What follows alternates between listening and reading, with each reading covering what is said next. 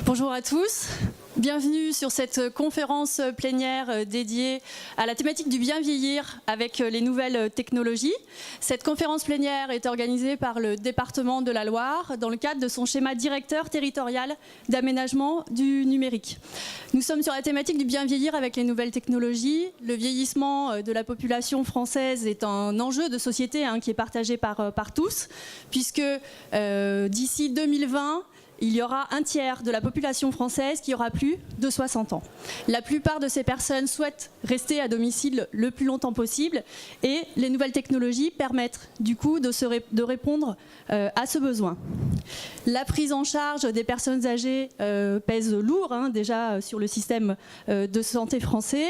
Les nouvelles technologies impactent déjà la prise en charge de ces personnes âgées.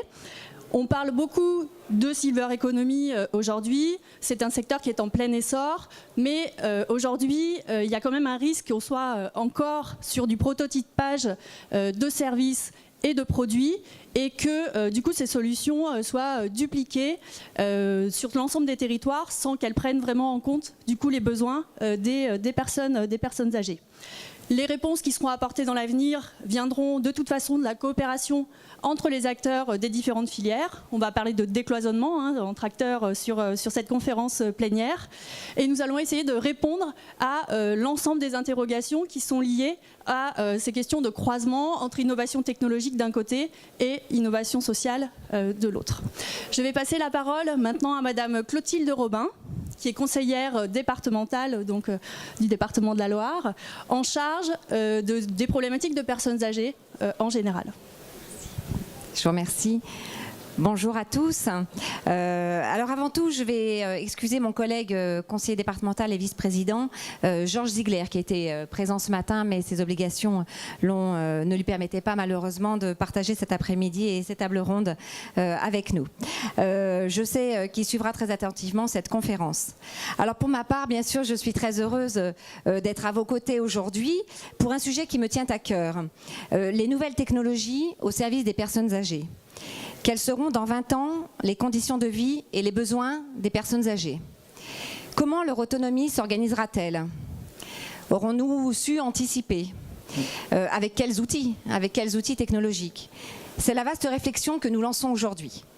Alors je remercie bien sûr de leur présence, les experts, les chercheurs et les entreprises qui ont bien voulu participer à cette conférence.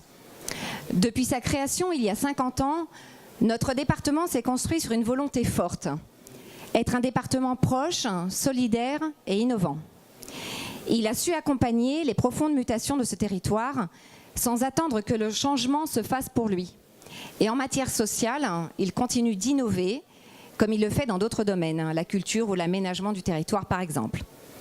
Ces progrès, ces innovations, les personnes âgées en ont déjà besoin. Et elles en auront encore plus cruellement besoin par la suite. Nous le savons, le vieillissement de la population et la question de la dépendance sont des enjeux majeurs de la société auxquels nous devons nous préparer pour les décennies à venir.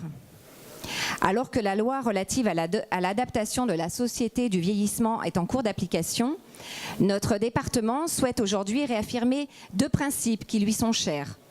D'une part, le libre choix des personnes de rester ou non à domicile, et d'autre part, trouver les solutions permettant au plus grand nombre de rester le plus longtemps chez eux. C'est un souhait que nous partageons tous, évidemment, je pense. Cette conférence de réflexion prospective doit avoir pour objectif le développement des technologies destinées aux personnes âgées. Aujourd'hui, des solutions technologiques existent pour retarder l'entrée en établissement, mais leur diffusion à grande échelle reste difficile.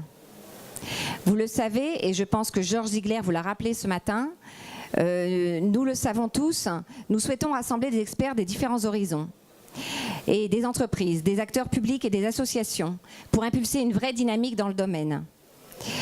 Le département, bien sûr, comme nous l'avons rappelé, est l'animateur du SDAN, le schéma directeur territorial d'aménagement numérique, qui regroupe l'ensemble des projets numériques sur le département.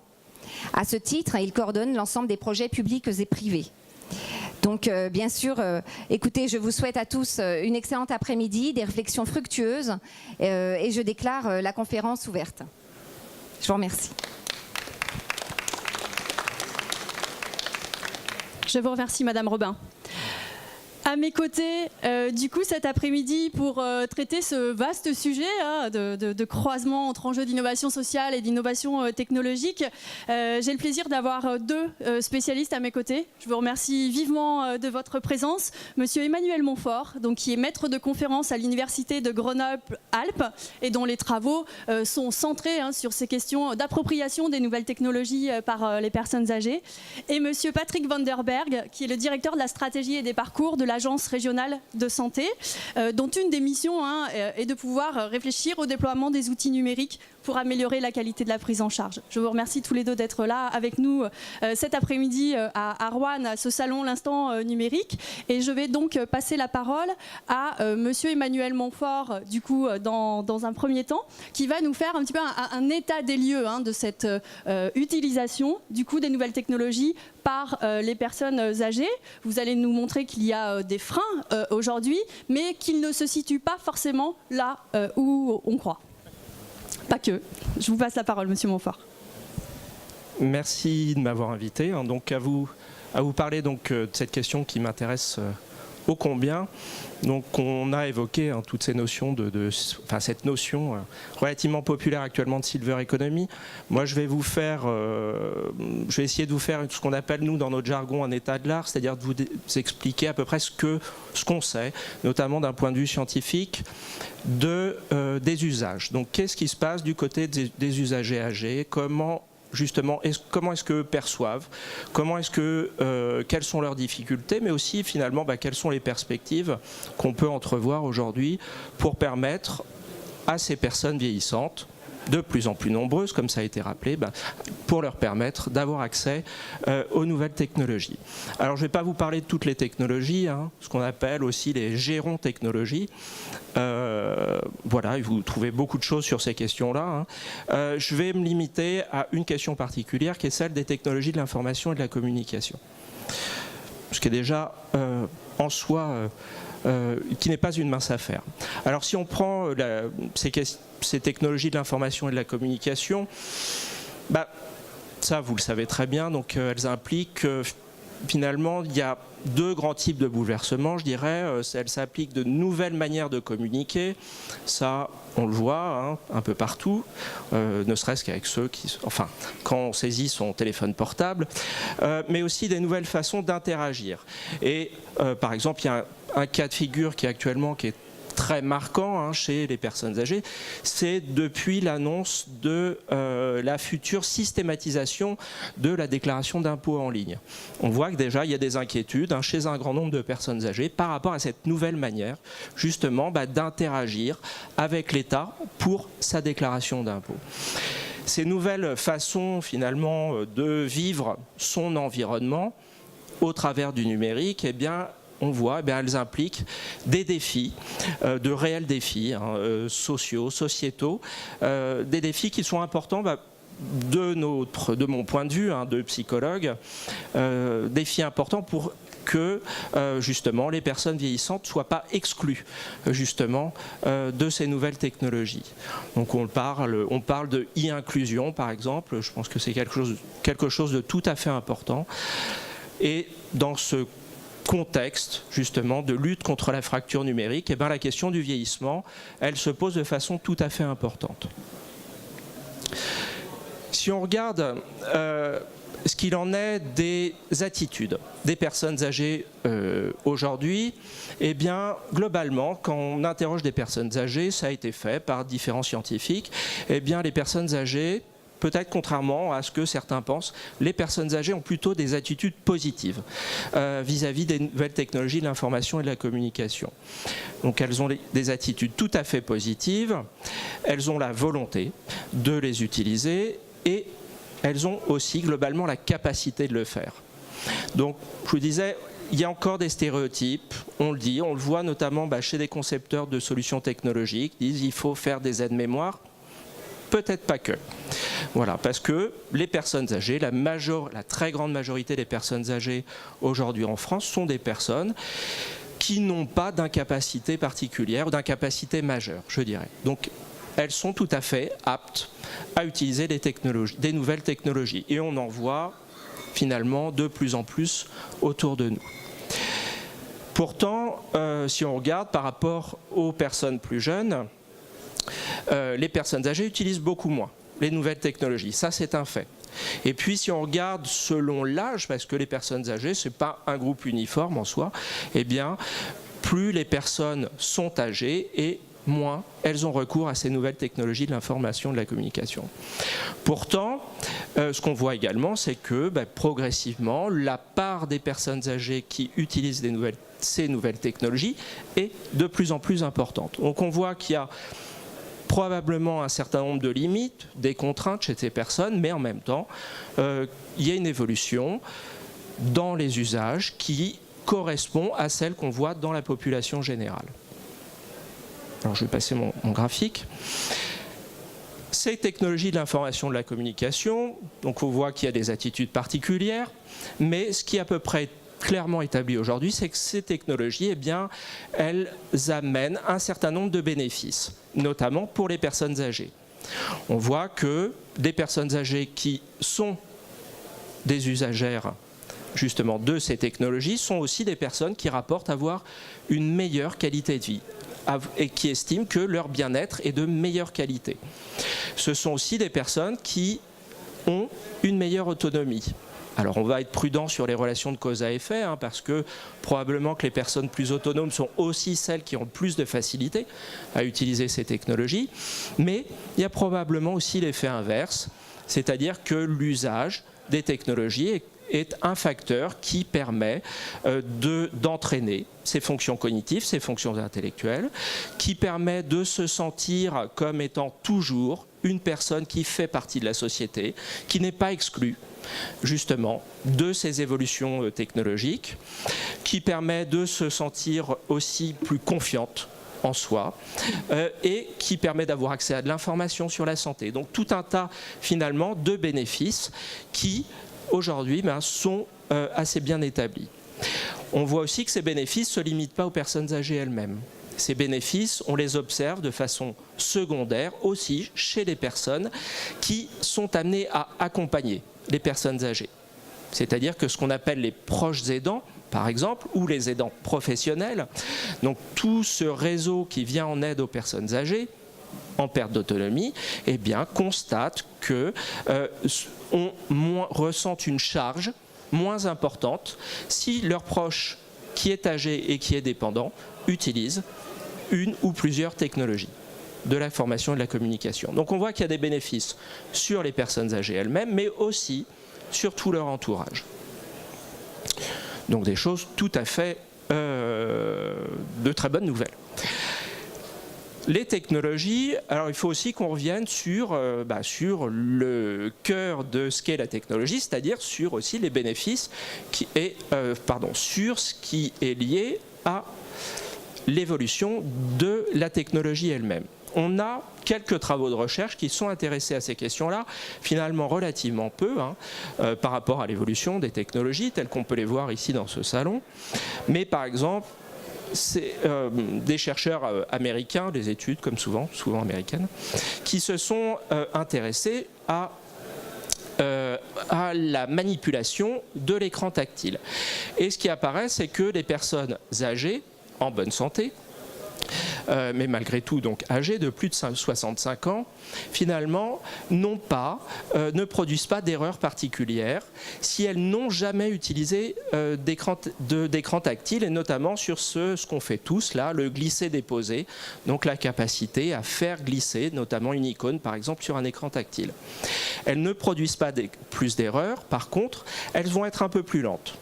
Donc la différence entre une personne âgée qui n'a pas l'habitude du tactile et une personne âgée qui a l'habitude du tactile, qui a cette expertise, on va la retrouver sur la rapidité d'exécution, mais pas sur les erreurs. Donc c'est tout à fait intéressant parce que ça nous laisse entendre qu'une personne âgée novice qu'on met face à un écran tactile, eh bien elle va pouvoir utiliser cette manœuvre du glisser-déposer sans se tromper. Elle sera un peu plus lente, mais est-ce que c'est grave? Probablement pas. Si on regarde aussi toutes les opportunités qui nous sont offertes par les téléphones intelligents, les smartphones, eh bien, on voit qu'il y a des perspectives qui sont vraiment très très intéressantes. Contrairement, et on le voit notamment par rapport aux anciennes générations de téléphones portables, avec des écrans qui étaient souvent petits, des touches qui étaient souvent aussi petites, eh bien, le smartphone permet justement d'adapter la lisibilité en agrandissant l'écran. Permet aussi justement de remédier à ces difficultés liées à la manipulation, à vraiment le toucher qui était parfois problématique pour les anciennes générations de téléphones portables, et permet aussi d'envisager des procédures simplifiées dans l'utilisation des applications, par exemple. Donc on a des perspectives comme ça qui sont tout à fait importantes, notamment lorsqu'on les met en parallèle des difficultés du vieillissement. Pourtant, on ne va pas être angélique. L'écran tactile, les smartphones, tout ça, ce sont des technologies qui ne sont pas en elles-mêmes intuitives et donc qui impliquent des apprentissages. En tout cas, a priori, un accompagnement, une adaptation par rapport à leur utilisation.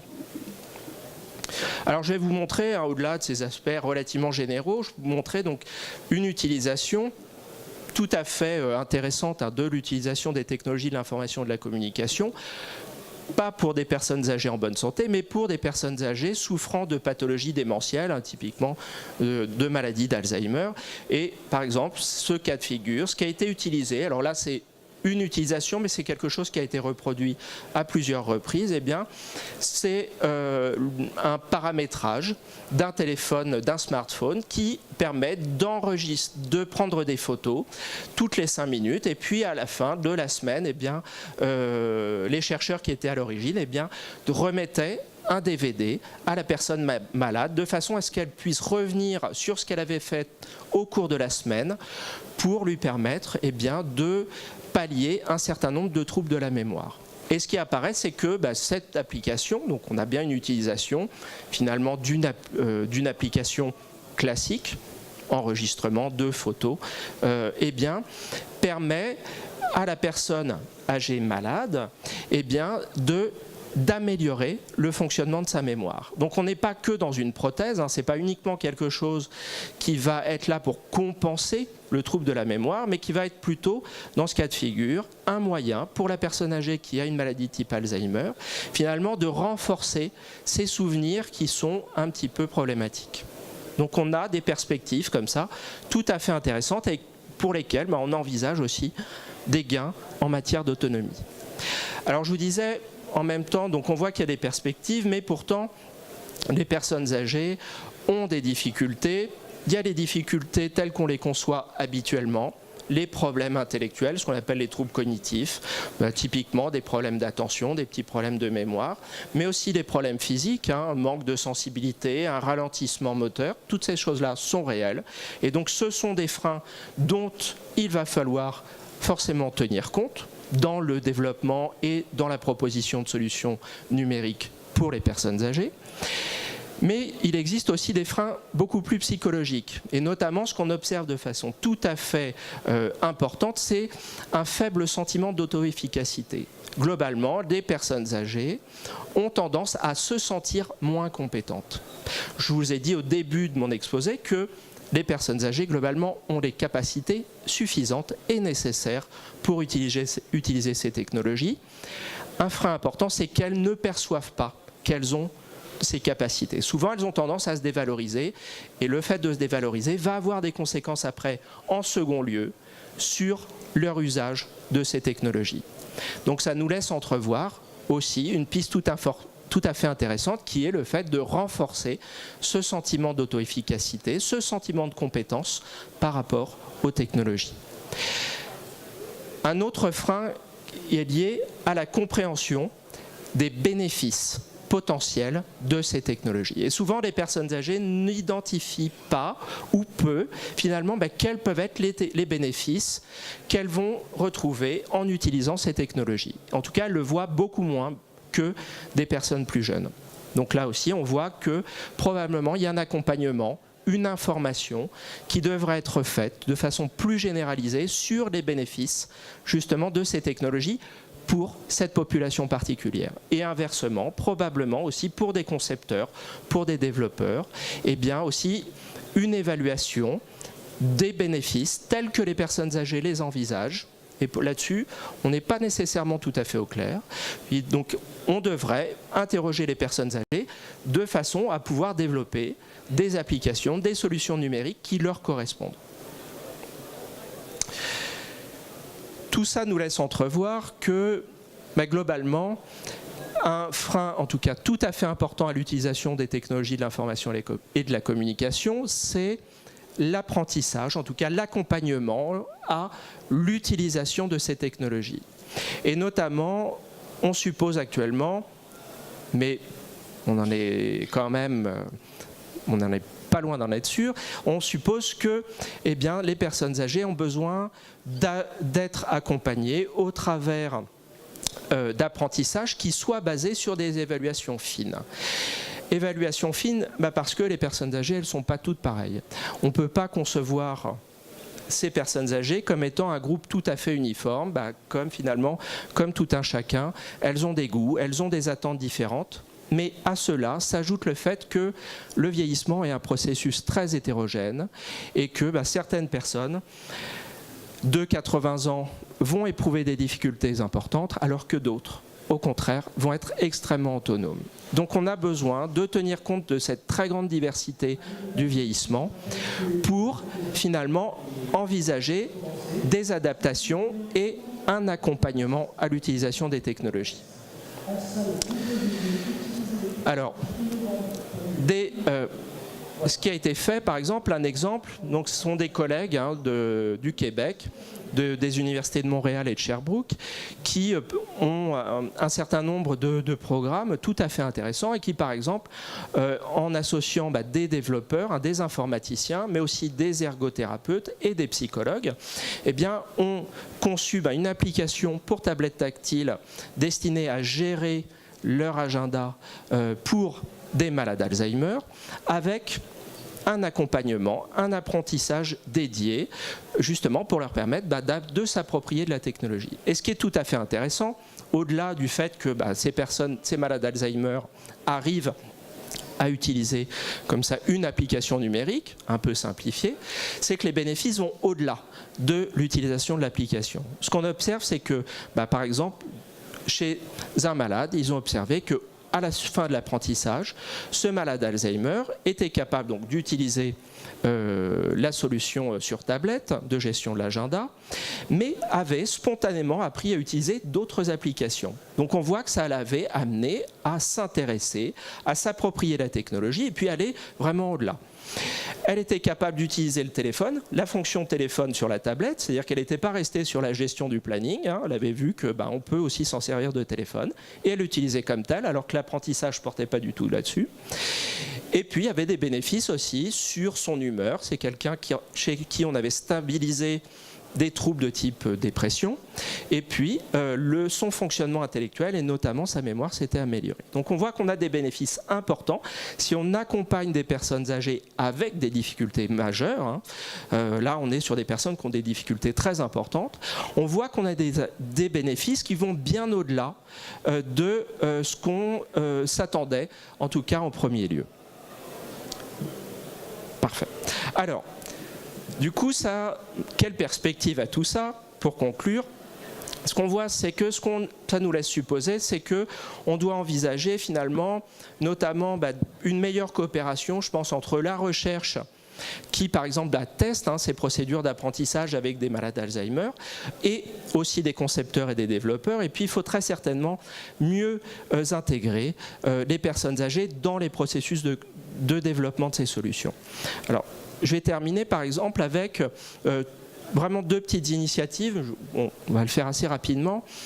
C'est une initiative, je trouve vraiment très intéressante, donc c'est une association de retraités à Grenoble qui avait un petit budget et qui du coup, avec ce budget, a décidé de financer donc 4 jeunes recrutés en service civique pour accompagner d'autres personnes âgées. Donc c'est vraiment une initiative qui vient des usagers eux-mêmes, des retraités, et qui a financé la formation, puis l'accompagnement d'autres personnes âgées assez dépendantes dans un quartier de Grenoble pendant 9 mois avec ces jeunes en service civique.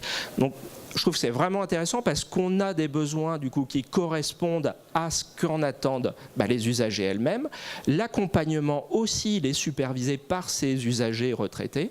Et puis, une initiative, en tout cas, ça s'est relativement bien passé puisque c'est pérennisé encore cette année. Bon, et du coup, comme je suis assez bavard, je pense donc très probablement que de développement de nouvelles solutions adaptées et adaptables pour les personnes âgées, y compris avec des troubles cognitifs, des problèmes intellectuels majeurs, ça doit aussi venir des usagers eux-mêmes. Et contrairement à un stéréotype qui est quand même largement partagé, des personnes par exemple qui ont une maladie d'Alzheimer, la très grande majorité, vivent autour de nous, vivent pas en institution. Aujourd'hui en France, ces personnes, elles ont leur mot à dire, elles sont capables aussi d'exprimer leurs besoins et elles sont capables d'utiliser ces technologies. Merci beaucoup, Monsieur Montfort, pour cet état des lieux. On retient de votre intervention cette nécessité effectivement d'accompagnement dans la prise en charge effectivement de l'utilisation de ces nouvelles technologies, que les freins ne viennent pas effectivement des personnes âgées ou des industriels, et qu'il y a la nécessité d'associer toutes les parties prenantes du coup sur ces solutions. Vous citez les personnes âgées. Vous m'aviez dit en préparant du coup cette intervention qu'il y avait en France, on avait du mal à faire travailler ces sciences dures scientifiques avec les sciences molles, plus les sociologues, les psychologues, et on voit que les expériences que vous nous avez montrées à l'étranger fonctionnent sur cette thématique du décloisonnement des acteurs. Je vous remercie. Tout à fait, on parle beaucoup là de techno-push ou techno-pull. Pour moi, ça correspond tout à fait à ce qu'on perçoit, nous autres psychologues qui travaillons sur ces questions-là. Mais vous le disiez aussi des économistes, des sociologues, c'est que les solutions qui fonctionnent, finalement, c'est celles qui viennent plutôt justement de ce techno-pool, qui ne sont pas imposées par les technologues, mais qui permettent d'associer toutes ces parties. Tout à fait. Très bien, merci. Monsieur Vanderberg, vous allez nous présenter maintenant un regard plus institutionnel sur cette situation et nous donner aussi d'autres expériences, d'autres initiatives, pardon. Et vous allez essayer de répondre à la question que vous avez joliment posée, j'ai trouvé ça très, très mignon, numérique et santé, mariage d'amour ou de raison. Je vous passe la parole. Merci, bonjour à tous. Très heureux de votre invitation, département de la Loire. On a beaucoup de choses à faire ensemble, donc très heureux d'être là et d'avoir pu à cette occasion rencontrer plusieurs des personnes élues ou fonctionnaires du département. Voilà, donc j'espère être assez complémentaire de mon prédécesseur, parce que j'aborderai plutôt le sujet sous l'angle de la santé. Mais santé au sens large, donc ça comprend, quand on dit santé, souvent en France on fait encore la connexion avec soins, alors que la santé, vous savez, c'est quelque chose qui est beaucoup plus large. Et je me situerai aussi du côté des professionnels et pas seulement des usagers, mais c'est important parce que tout ça évidemment est complètement complémentaire et interconnecté. Alors, oui, je ne vais quand même pas passer trop vite sur mariage d'amour ou de raison. J'ai mis ça, pourquoi ? Parce que ça donne un peu une idée d'où on part ou d'où on vient. Il faut bien se rendre compte effectivement que ce n'est pas un mariage d'amour, le numérique et la santé, même si en fait les professionnels de santé utilisent beaucoup les outils numériques, mais ils le font souvent de manière un petit peu sauvage et personnelle. Pourquoi ? Parce qu'en fait le numérique vient bouleverser les pratiques, et c'est vrai que la pratique médicale notamment un héritage lointain qui est marqué du secret médical, du colloque singulier entre le médecin et son patient. Évidemment, dès qu'on parle outils numériques, eh bien, on vient percuter complètement ça, et donc ça peut créer un certain nombre de résistances, et c'est important de le savoir, c'est un élément de contexte. Dès qu'on veut entreprendre un projet dans ce domaine, si on n'a pas ça en tête, je pense qu'on peut faire un certain nombre d'erreurs. Alors ce que je voulais souligner aussi, parce que le numérique, bon, c'est très porteur, c'est bien, il peut résoudre un certain nombre de problèmes. Là j'en ai mentionné quelques-uns. Pour moi l'essentiel c'est vraiment cette question de la circulation de l'information et de son partage. Donc ça renvoie à ce que je viens de dire juste avant sur l'évolution des pratiques médicales, donc d'aller vers des pratiques beaucoup plus collégiales. Et on sait aujourd'hui que pour bien soigner ou prendre en charge quelqu'un, c'est pas une personne toute seule, c'est pas un professionnel tout seul, c'est une équipe. Et donc si l'information ne circule pas facilement sur cette personne, au sein des membres de cette équipe, eh bien, la prise en charge ne se passera pas correctement. Après, il peut en créer d'autres. Il y a réellement aujourd'hui des problèmes de confidentialité et de protection des données médicales personnelles. Donc ça, c'est quelque chose qu'il faut garder en tête. Ça peut générer aussi des problèmes d'accessibilité. Ça a été abordé par mon prédécesseur, même s'il a montré qu'effectivement, a priori, les personnes âgées sont aussi capables que les autres de s'en servir, de ces outils. Il faut quand même être vigilant par rapport à ce qu'on peut générer éventuellement comme non-accès à un certain nombre d'outils dès qu'on crée quelque chose de nouveau. Donc comme je l'ai dit, le numérique bouleverse les pratiques. Pourquoi ? Quand on parle de télésanté, je pense que c'est important de faire cette distinction parce que le numérique, ça englobe beaucoup de choses. Et pour moi, il y a vraiment deux fonctions différentes que le numérique peut viser, en tout cas dans le domaine de la santé. C'est ce qu'on appelle la télésanté, donc c'est tout ce qui tourne justement autour de la circulation et du partage de l'information, et qui permet donc de développer des pratiques collégiales. Et puis il y a la télémédecine qui est une application qui est souvent liée à l'image d'ailleurs, au transfert de l'image, et qui permet d'avoir des applications technologiques qui permettent de soigner différemment et notamment à distance. Et ça, c'est évidemment très intéressant à une époque où, on le sait, on peut avoir des populations ou des territoires qui ont des problèmes d'accès à un certain nombre de prestations. Et donc le numérique, en permettant le rapprochement entre l'expert, celui qui a la compétence, la ressource médicale et la personne, de faire même à distance, d'avoir la qualité, le maintien de la qualité de cette prestation. Donc vous verrez que c'est dans ces deux champs qu'on essaye de développer les choses. Et puis dernier point de contexte intéressant et qui est complémentaire à ce qui a été dit avant, je pense que le numérique est vraiment en train de rééquilibrer la relation soignant-soigné. Je reviens au colloque singulier dont je parlais tout à l'heure. C'est un colloque qui jusqu'ici était quand même relativement déséquilibré entre celui qui sait et celui qui vient se faire soigner et qui subit. Et avec le développement du numérique, avec Internet, avec les objets connectés aujourd'hui, les patients vont devenir de plus en plus pertinents, compétents sur leur propre cas. Et c'est évidemment plus facile pour soi d'être compétent sur son cas, parce qu'on n'a que son cas à se préoccuper, alors qu'un médecin, évidemment, il a la patientèle moyenne d'un médecin, c'est entre 1000 et 1500 personnes. Donc effectivement, ce médecin ne pourra jamais être aussi pointu que vous sur votre propre situation.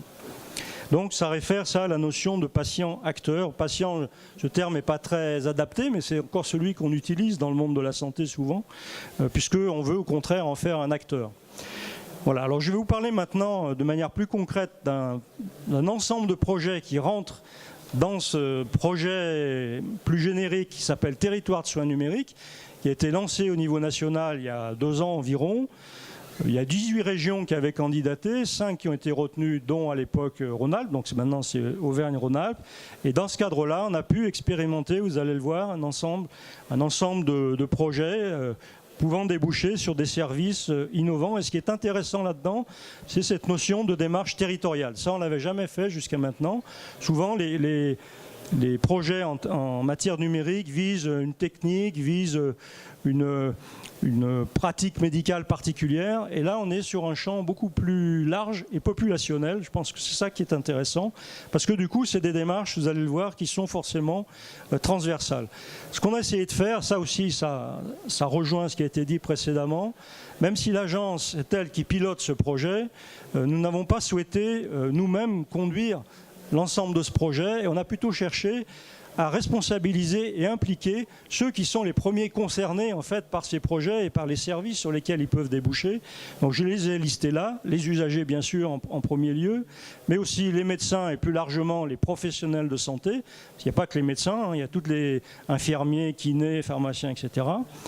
Les conseils départementaux, parce qu'on est très complémentaires, nous on est plutôt sur le domaine sanitaire, les conseils départementaux sont sur le champ médico-social. Donc on a travaillé avec notamment, puisqu'on a dû choisir un territoire de projet dans la région, on a travaillé avec l'Isère et avec le département du Rhône, puis la métropole de Lyon, et enfin les industriels qui sont aussi une composante importante si on veut développer ces projets.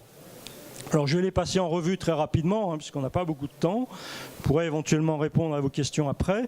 Donc le premier projet est porté par le collectif régional, maintenant de Auvergne-Rhône-Alpes des usagers, donc le 6 Aura, où là, l'objectif de ce projet, c'est vraiment de rendre le patient acteur, et notamment le patient en perte d'autonomie. Donc les deux services sur lesquels ça débouche, c'est d'abord une grille d'auto-évaluation de sa dépendance. Donc ça, c'est intéressant parce que c'est la personne elle-même qui, grâce à une fiche dématérialisée, fait son premier autodiagnostic. Et ensuite, à partir de l'analyse, et puis évidemment tout ça est complété, eh bien, il peut y avoir un service qui va être rendu à cette personne, qui est de l'accompagner dans ces difficultés, puisque là on a affaire quand même à des situations souvent complexes, c'est-à-dire où des gens ont en même temps un problème médical, social, environnemental, d'aidant, enfin en général la complexité n'est jamais qu'un seul facteur, n'est jamais que médical. Aujourd'hui avec les progrès de la médecine on résout pratiquement tout, mais la complexité elle vient d'une multiplicité de problèmes. Et donc on peut mettre à disposition de cette personne pendant la période qui est nécessaire ce qu'on appelle un référent parcours de santé. Alors ce sont des professionnels mais ils ne sont pas du côté des professionnels, c'est ça qui est intéressant, c'est des gens qui restent du côté de l'usager pour l'accompagner dans son parcours de santé. Les projets des médecins, il y en a 3, enfin des médecins et des professionnels de santé au sens large. Un qui est simple à appréhender, c'est le carnet de vaccination électronique. C'est quand même assez ahurissant de penser qu'aujourd'hui, avec les progrès qu'on connaît, on est encore un carnet papier qui évidemment est illisible et absolument pas opérationnel. Il y a le réseau social professionnel, ça renvoie à ce que je disais en introduction, c'est le fait qu'aujourd'hui les médecins communiquent très mal, même entre eux. Donc là, c'est un réseau que les médecins veulent créer entre eux, entre médecins libéraux. Et enfin, j'en ai parlé tout à l'heure, les objets connectés. Les médecins sont relativement inquiets d'une certaine manière, enfin s'interrogent en tout cas sur cette évolution dont j'ai parlé tout à l'heure, de patients qui deviennent de plus en plus compétents sur leur propre cas. Et donc, ils souhaitent, au-delà de l'expérimentation de certains objets, voir comment ces objets connectés, à terme, vont éventuellement faire évoluer la relation qu'ils vont avoir avec leurs patients dans leur cabinet.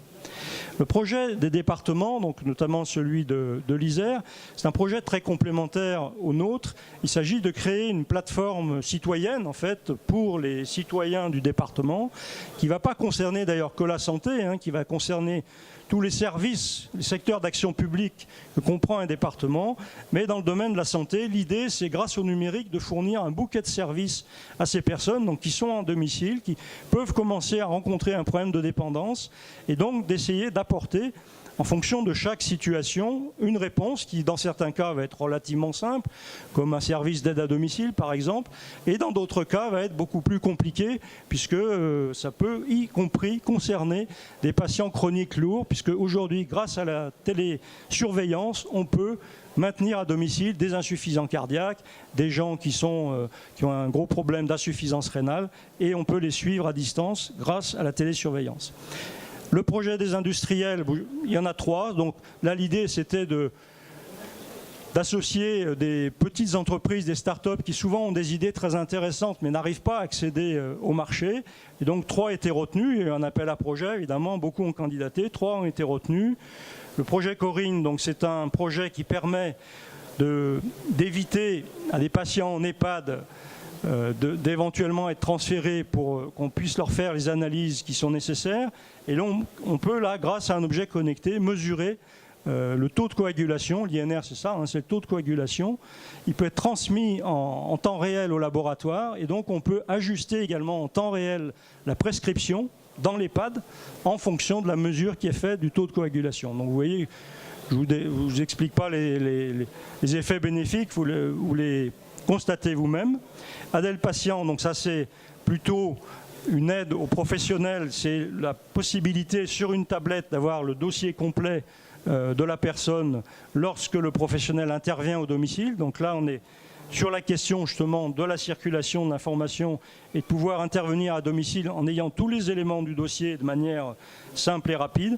Et enfin, Papillon, ça on est vraiment dans l'idée du patient acteur puisque c'est là aussi une sorte de dossier médical dématérialisé pour des patients apnéiques. Vous savez, c'est des gens qui font de l'apnée du sommeil. C'était une pathologie lourde avec un appareillage très difficile à supporter. Et aujourd'hui, il y a ce qu'on appelle une assez mauvaise observance de la part de ces personnes. Et donc l'idée du projet, là, c'est de les associer beaucoup plus à la prise en charge et donc de les rendre acteurs, y compris avec les difficultés qu'ils peuvent rencontrer, qu'ils puissent en rendre compte de manière simple et facile entre le médecin traitant, le médecin de l'hôpital et eux-mêmes. Et enfin, je termine, c'est le projet de l'agence, enfin l'agence qui est plus portée par nous, puisqu'il renvoie à la loi de santé qui a été publiée au mois de janvier. Cette loi donc essaye d'aller vers une organisation plus territoriale de la santé.